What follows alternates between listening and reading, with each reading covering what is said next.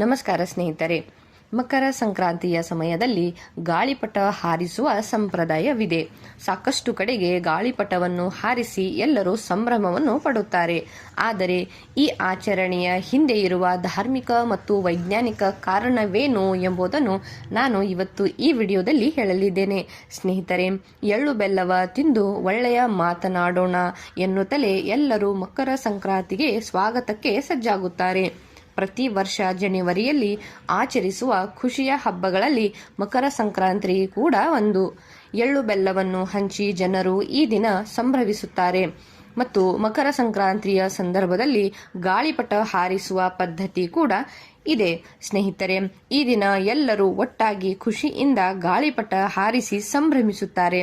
ಇಷ್ಟಕ್ಕೂ ಮಕರ ಸಂಕ್ರಾಂತಿಯ ದಿನ ನಾವು ಏಕೆ ಗಾಳಿಪಟವನ್ನು ಹಾರಿಸಬೇಕು ಎಂಬುದನ್ನು ಕೇಳಿ ಸ್ನೇಹಿತರೆ.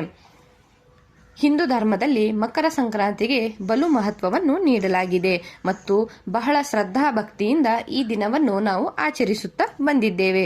ಸ್ನೇಹಿತರೆ, ಮಕರ ಸಂಕ್ರಾಂತಿಯ ಶುಭ ಸಂದರ್ಭದಲ್ಲಿ ಶಬರಿಮಲೆಯ ಮಕರ ಜ್ಯೋತಿಯ ದರ್ಶನವಾದರೆ ಬೆಂಗಳೂರಿನ ಗವಿಗಂಗಾಧರೇಶ್ವರ ದೇವಸ್ಥಾನದಲ್ಲಿ ಶಿವಲಿಂಗಕ್ಕೆ ಸೂರ್ಯರಶ್ಮಿಯ ಸ್ಪರ್ಶದ ಸುಂದರವಾದ ವಿದ್ಯಮಾನಕ್ಕೆ ಭಕ್ತರು ಸಾಕ್ಷಿಯಾಗುತ್ತಾರೆ. ಅದು ಅಲ್ಲದೆ ಈ ದಿನ ದೇಗುಲಗಳಲ್ಲಿ ಮನೆಗಳಲ್ಲಿ ಸಂಭ್ರಮ ತುಂಬಿರುತ್ತದೆ. ಎಳ್ಳು ಬೆಲ್ಲವನ್ನು ಸವಿದು ಎಲ್ಲರೂ ಭಕ್ತಿ ಭಾವದಿಂದ ಹಬ್ಬವನ್ನು ಆಚರಿಸುತ್ತಾರೆ.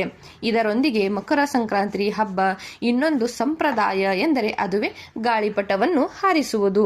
ಹಾಗಾದರೆ ಗಾಳಿಪಟವನ್ನು ನಾವು ಏಕೆ ಹಾರಿಸುತ್ತೇವೆ ಎಂಬುದನ್ನು ಕೂಡ ನೋಡಿ. ಮಕರ ಸಂಕ್ರಾಂತಿಯ ಖುಷಿಯ ಜೊತೆಗೆ ಗಾಳಿಪಟ ಹಾರಿಸುವ ಸಡಗರ ಕೂಡ ಬೆಸೆದುಕೊಂಡು ಬಂದಿದೆ. ಮಕರ ಸಂಕ್ರಾಂತಿಯ ದಿನ ಎಲ್ಲರೂ ಒಟ್ಟಾಗಿ ಗಾಳಿಪಟ ಹಾರಿಸಿ ಖುಷಿಯನ್ನು ಪಡುತ್ತಾರೆ.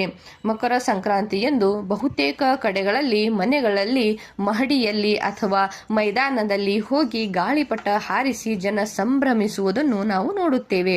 ಸಾಕಷ್ಟು ಕಡೆಗಳಲ್ಲಿ ಗಾಳಿಪಟ ಸ್ಪರ್ಧೆ ಕೂಡ ನಡೆಯುತ್ತದೆ. ಆದರೆ ಮಕರ ಸಂಕ್ರಾಂತಿಯ ದಿನ ಗಾಳಿಪಟ ಹಾರಿಸುವುದಕ್ಕೆ ಒಂದು ನಿಜವಾದ ಮತ್ತು ನಿಖರವಾದ ಕಾರಣ ಕೂಡ ಇದೆ ಸ್ನೇಹಿತರೆ. ಅದು ಏನು ಎಂಬುದನ್ನು ನೋಡಿ. ಧಾರ್ಮಿಕ ನಂಬಿಕೆಗಳ ಪ್ರಕಾರ ಭಗವಾನ್ ಶ್ರೀರಾಮ ಮಕರ ಸಂಕ್ರಾಂತಿಯ ದಿನದಂದು ಗಾಳಿಪಟ ಹಾರಿಸುತ್ತಿದ್ದ ಹಿನ್ನೆಲೆ ನಮಗೆ ಸಿಗುತ್ತವೆ.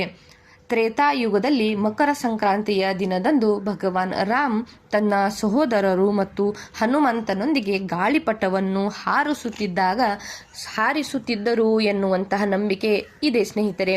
ಹೀಗಾಗಿ ಅಂದಿನಿಂದ ಮಕರ ಸಂಕ್ರಾಂತಿಯ ದಿನದಂದು ಗಾಳಿಪಟೆ ಹಾರಿಸುವ ಸಂಪ್ರದಾಯ ಪ್ರಾರಂಭವಾಗಿತ್ತು ಎಂಬ ನಂಬಿಕೆ ಕೂಡ ಇದೆ. ಇದೇ ಕಾರಣಕ್ಕೆ ನಾವು ಈಗಲೂ ಕೂಡ ಮಕರ ಸಂಕ್ರಾಂತಿಯ ದಿನದಂದು ಗಾಳಿಪಟವನ್ನು ಹಾರಿಸುತ್ತೇವೆ. ಸ್ನೇಹಿತರೆ, ಈ ದಿನ ಸ್ನಾನ, ಪೂಜೆ ಮತ್ತು ದಾನಕ್ಕೂ ಕೂಡ ಮಹತ್ವವನ್ನು ನೀಡಲಾಗಿದೆ. ಅದಲ್ಲದೆ ಪ್ರತಿ ವರ್ಷ ಪುಷ್ಯ ಮಾಸದಲ್ಲಿ ಬರುವ ಮಕರ ಸಂಕ್ರಾಂತಿಯನ್ನು ಉತ್ತರಾಯಣ ಪುಣ್ಯಕಾಲ ಎಂದು ಕೂಡ ಕರೆಯುತ್ತಾರೆ. ದೇವತೆಗಳಿಗೆ ಅತ್ಯಂತ ಪ್ರಿಯವಾದ ಸಂದರ್ಭ ಇದು. ಪುರಾಣದ ಪ್ರಕಾರ ಉತ್ತರಾಯಣ ಪುಣ್ಯಕಾಲದಲ್ಲಿ ಸ್ವರ್ಗದ ಬಾಗಿಲು ತೆರೆಯುತ್ತದೆ ಎಂಬ ನಂಬಿಕೆ ಇದೆ.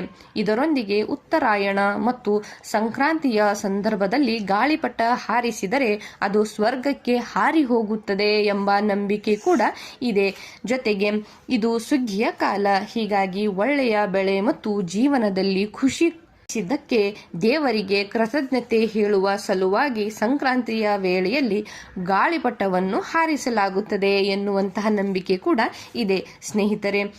ಮತ್ತು ಇವಿಷ್ಟು ಧಾರ್ಮಿಕ ಕಾರಣಗಳು ಆಗಿದ್ದರೆ ಈ ಆಚರಣೆಯ ಹಿಂದೆ ವೈಜ್ಞಾನಿಕ ಕಾರಣವೂ ಕೂಡ ನಮಗೆ ಸಿಗುತ್ತದೆ. ಅದು ಏನೆಂದರೆ ಚಳಿಗಾಲದಲ್ಲಿ ಕೆಮ್ಮು, ಶೀತ ಮತ್ತು ಸಾಂಕ್ರಾಮಿಕ ರೋಗಗಳು ಬರುತ್ತವೆ. ಹಾಗಾಗಿ ಅಂತೆಯೇ ಸೂರ್ಯನ ಬೆಳಕಿನಲ್ಲಿ ಒಂದಿಷ್ಟು ಹೊತ್ತು ಕಳೆದರೆ ರೋಗ ನಿರೋಧಕ ಶಕ್ತಿ ಹೆಚ್ಚಾಗುತ್ತದೆ. ಹೀಗಾಗಿ ಸೂರ್ಯನ ಕಿರಣಗಳಲ್ಲಿ ದೇಹಕ್ಕೆ ಬೇಕಾಗುವ ವಿಟಮಿನ್ ಡಿ ಸಿಗುತ್ತದೆ.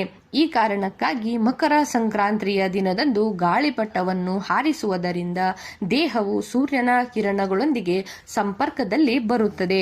ಹೀಗಾಗಿ ಮಕರ ಸಂಕ್ರಾಂತಿಯಂದು ಸೂರ್ಯನಿಂದ ಪಡೆಯುವ ಬೆಳಕು ಆರೋಗ್ಯ ಪ್ರಯೋಜನಗಳನ್ನು ನೀಡುತ್ತದೆ.